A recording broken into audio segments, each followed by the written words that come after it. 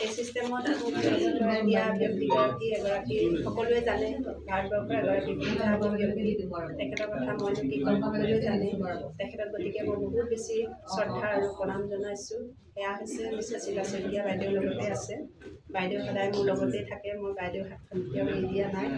সদায় দিহা পৰামৰ্শ লৈ থাকোঁ গতিকে বাইদেউ দিহা পৰামৰ্শ মৰ্মে মই আজি ইয়াত থিয় হ'বলৈ পাই বহুত বেছি আনন্দিত অনুভৱ কৰিছোঁ লগতে আমাৰ ইয়াত উপস্থিত থকা মহাগুৰু Biswajit sir Suresh Ganesh sir Modi sir আৰু আমাৰ ৰিংকুমণি বাইদেউ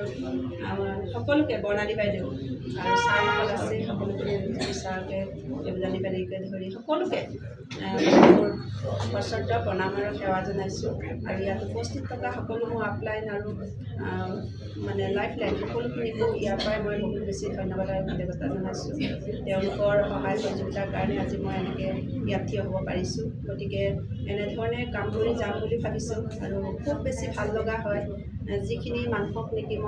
মই আগতে কৈছিলোঁ মই এগৰাকী খুব সাধাৰণ এখন গাঁৱৰ মানে বানপীড়িত গাঁৱৰ পৰা আহিছিলোঁ